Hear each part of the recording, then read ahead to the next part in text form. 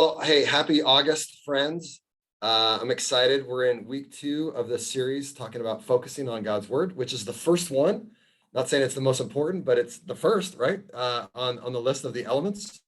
And I just want to share up front that there's going to be no original thoughts coming from me today. I'm not sure there ever has been one, but Ian, who is on this call all the time, and he's leads a ministry that sees over 1,000 churches started through DMM.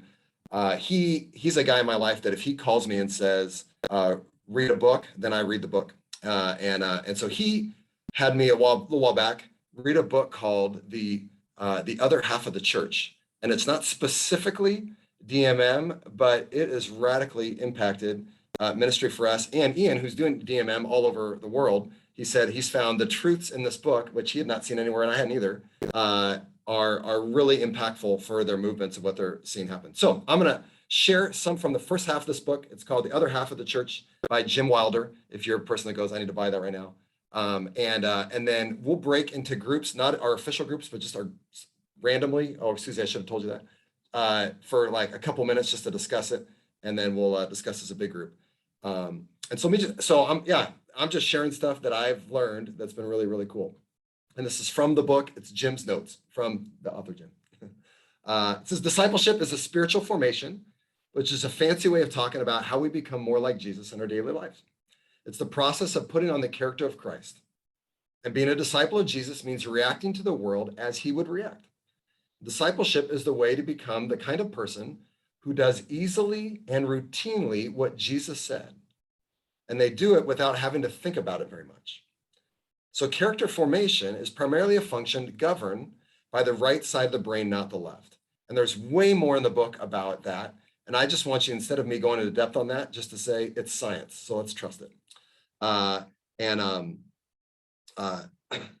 It's important to understand God's design for our brain and how this influences our spiritual growth of how people grow in their faith. The right side of the brain starts processing our surroundings and draws conclusions before the left side is even aware of what is happening.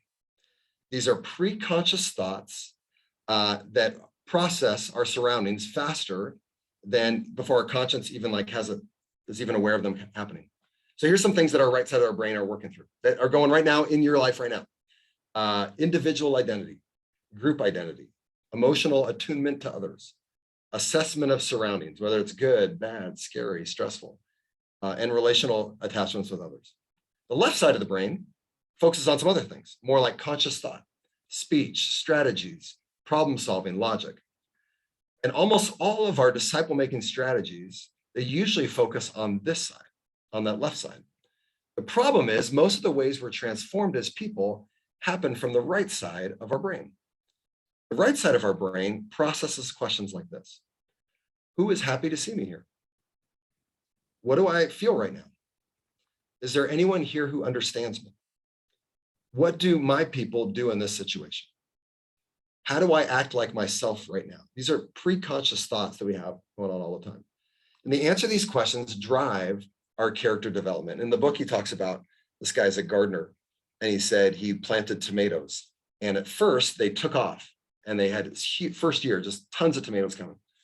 And then the second year, he did the exact same thing, and it wasn't quite as much. And the next year, it was significantly less. And the fourth year, it was pretty lousy.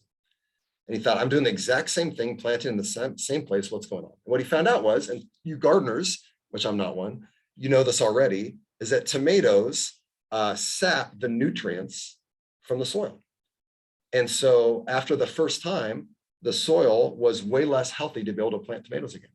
And there's things he needed to do to strengthen the nutrients in the soil for it to grow. And isn't that true? A lot of times you find that to be true, maybe in your life or in others' lives, where their faith just takes off and explodes and it's exciting. And at some point along the way, it just stops growing as fast or it doesn't grow at all. And what this book is talking about is this idea of going, it's probably the nutrients in the soil, or we don't have the same soil that we used to have of being able to respond to grow. And the good soil for character transformation in the book talks about these 4 things, which are massive. The first one, and I'm going to talk about these four, and that's it. The first one is joy. The second one he describes as hesed, which is the word for love in the Old Testament. Think agape as well. Group identity is the third one, and group correction. And they found that this is way bigger than like just, Christian church world. Like, I didn't know this, that counselors have found that if someone is dealing with heavy trauma in their life, they can't just step right into it. They've had such difficult things in their life that they can't even handle going into the counseling. Instead, what needs to be done first, they've learned this over the last several years, is there needs to be some joy exercises that happens in their life. Their level of joy must be raised up just so they can handle the difficult issues from their past. In the book, it says this: what I've realized was that the people who did not respond to training likely had right brain obstacles, low joy, isolation, a lack of a loving community, maybe an unhealed trauma in their life. That it doesn't matter what we say, if they don't have the soil ready to respond, they're not going to see character transformation happen in their life. And so I just want to walk through these four things. And these four things are the first half of the book.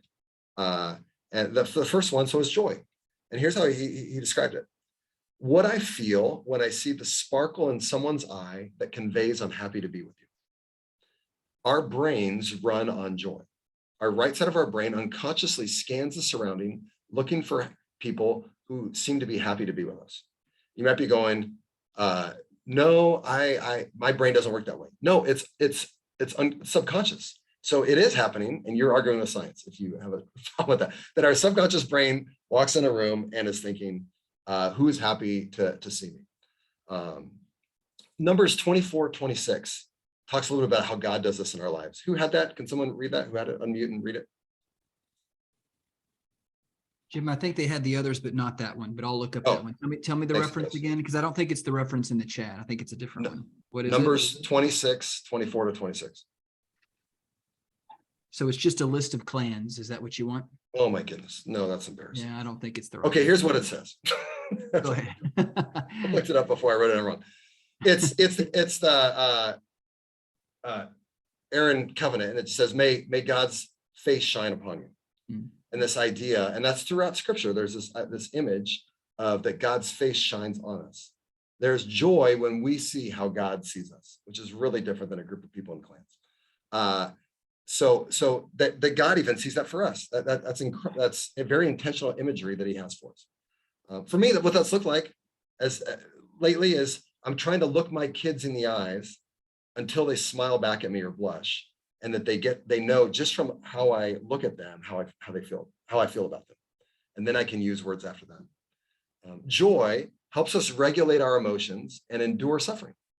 Jesus refused to relinquish joy ever in his life, right? Think about in Hebrews, it says, for the joy set before him, endured the cross. So it doesn't remove pain, but it gives us ability to get through anything. It's relational, so we feel deeply that God and our community are glad to be with us in our distress. Right? And that you are in a culture of being transformed if you're in a place where I know that people around me and God are with me in my pain. Joy also helps us live without masks, because in spite of our weaknesses, we know we're loved. When we have to pretend in life to have joy, immediately immediately our joy decreases. When we set up something performance-based as a way to be more accepted, people lose joy. It's a joy sucker, which is really easy to do that in DMM, right? How many groups did you start? How many of this? People's joy goes down. We can build joy only when we are our true selves. So how do you build joy in yourself and in your community and your family? So there's the soil for character of spiritual transformation. And here's a couple thoughts. One is gratitude's the first step to building joy into our lives and helping us experience a more consistent attachment to God. It's a whole new significance to what are you thankful for?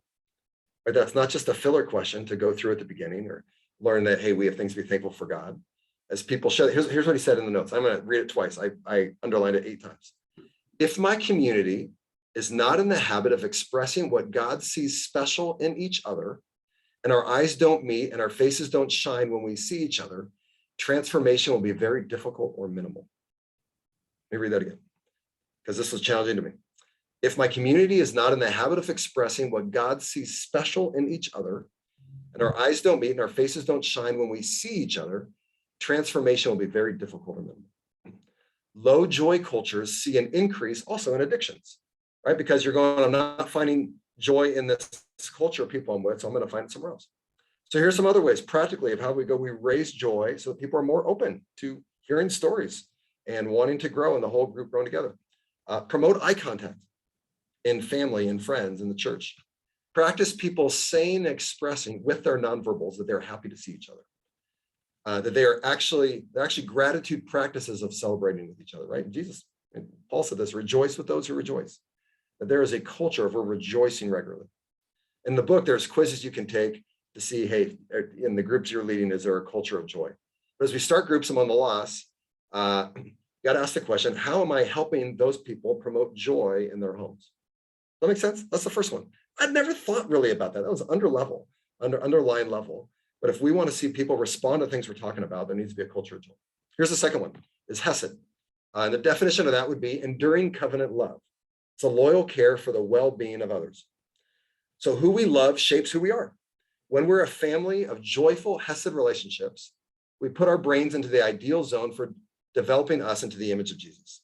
When hesed replaces informational truth as the foundation of disciple making, the whole model self-corrects. Our attachment to Jesus produces a desire in us to obey. I'm not saying truth isn't really important, but first, is there a culture of hesed, a culture of we're loving each other no matter what? And you see this all throughout scripture, right? I mean, John 15 is all about attachment to God.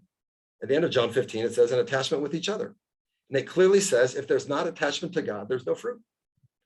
Hey, God says, man, be in this covenant relationship with me, and then be in this covenant relationship with others, and then the fruit comes from that.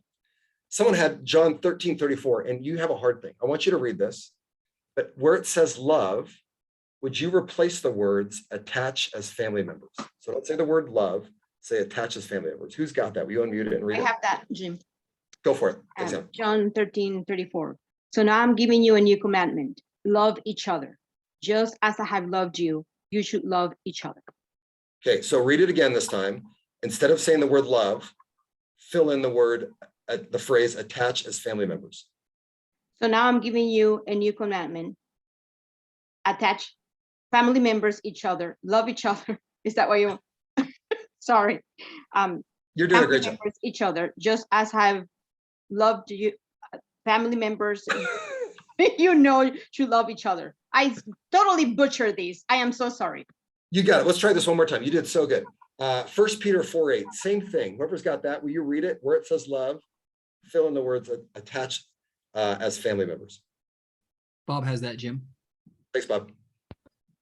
Most important of all, continue to show a deep attachment as family members for each other.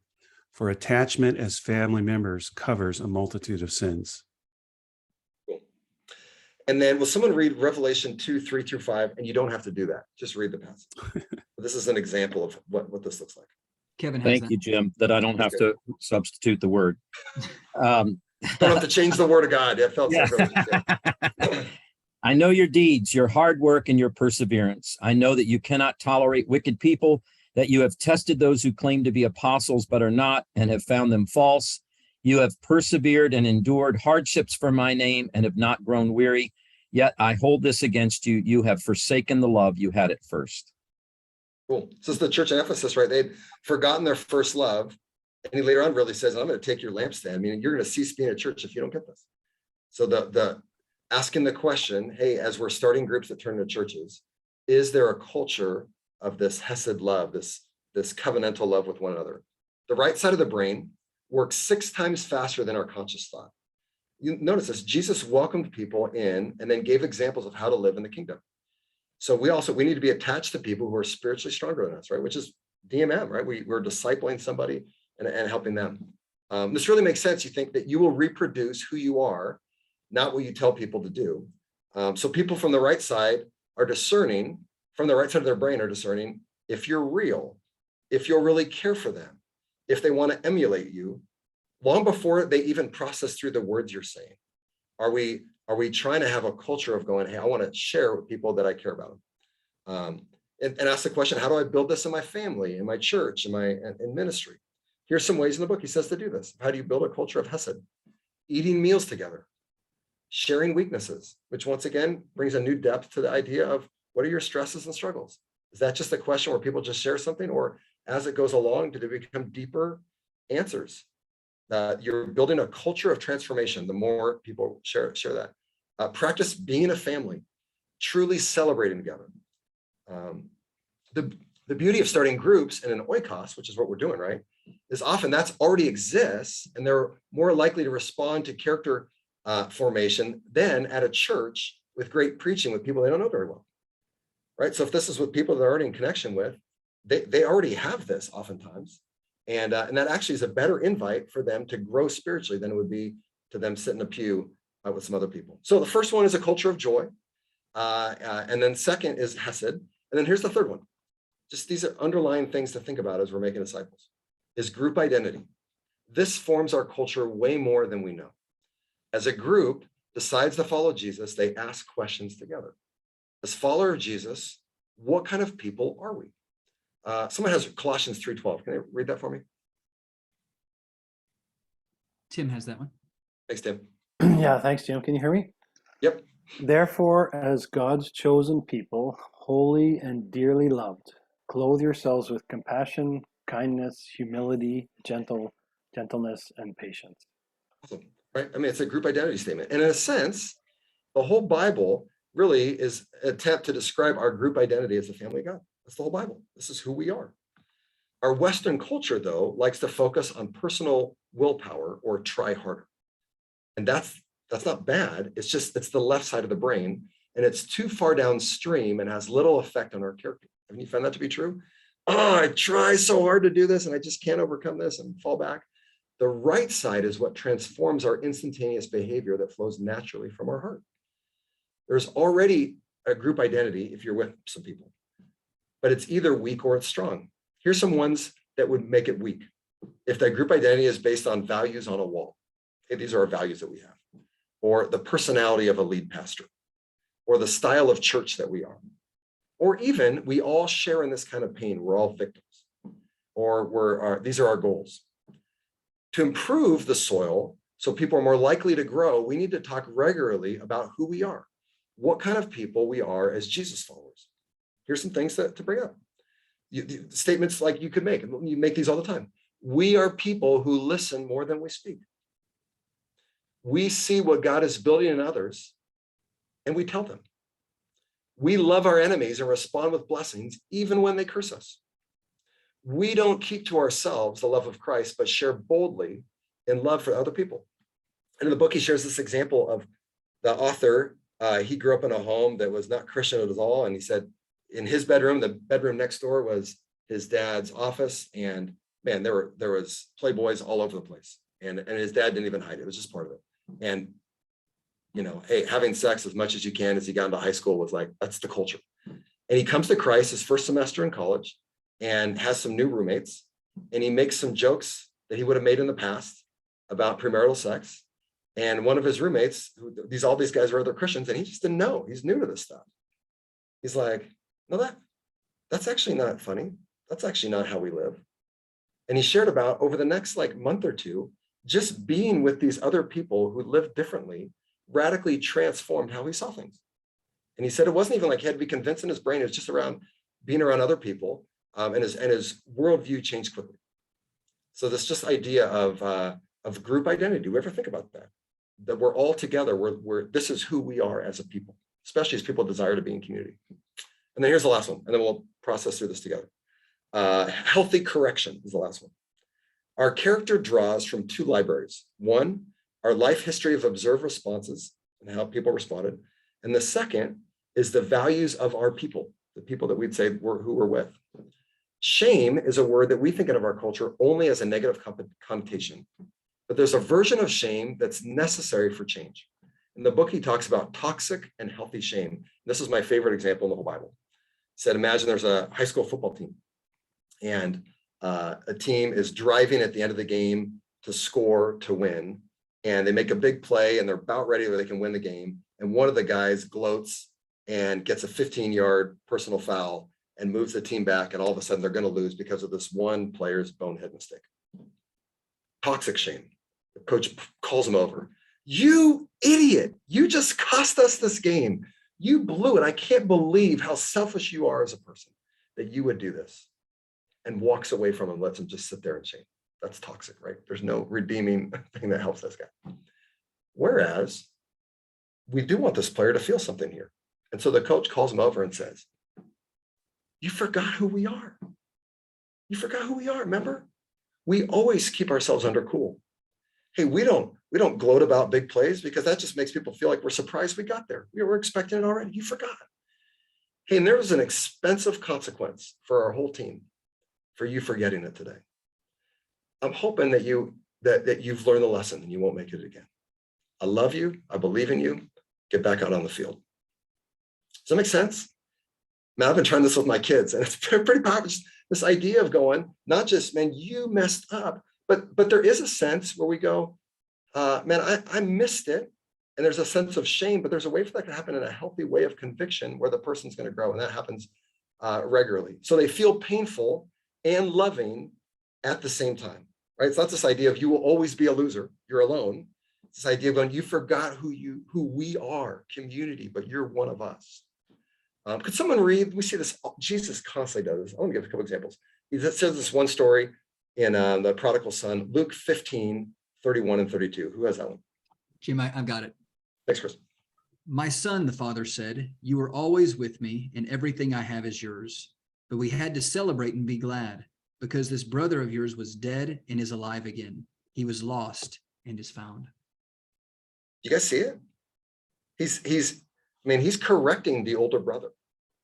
And in the same sense, he's saying, everything I have is yours. Man, I had to do this, but I'm with you. In fact, he walked out there to be with it, right?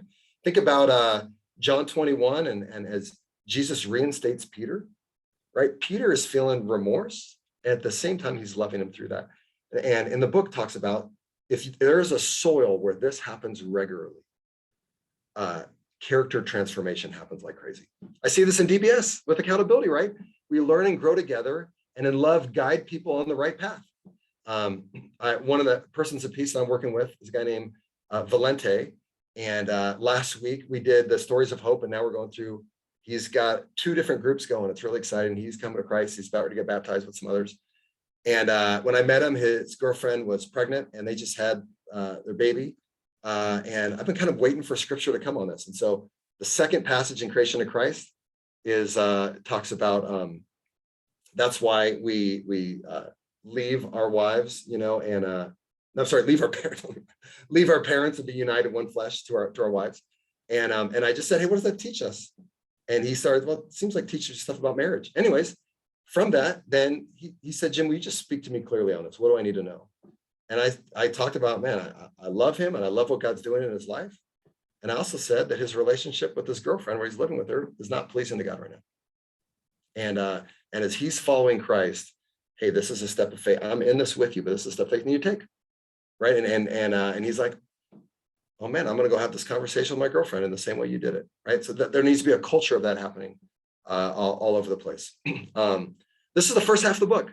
And when you don't have these 4, what happens? And the second half of the book is a lot of things, but here's the biggest one. Narcissism is what happens. And it's what comes out in leadership and throughout the community. And I would just say, my guess is a lot of us will go, we have examples of seeing that in church community. If this is not the soil, then that comes out. But you're going to have to read about it. And so Jim Wilder, Wilder, and it's called The Other Half of the Church. You should read it. So here's what I want us to do just for 10 minutes in some smaller groups with people you're not normally with, is to answer these questions. And I'll put it in the chat here. But what are your first thoughts to this? How have you seen these things I've shared about to be true? That you need a culture of joy, of hesed, of group identity and group correction for there to be the soil for life transformation to happen in people's lives. And are there any of the 4 that you see as a stumbling block in your family, maybe in your church or in the groups that you're leading?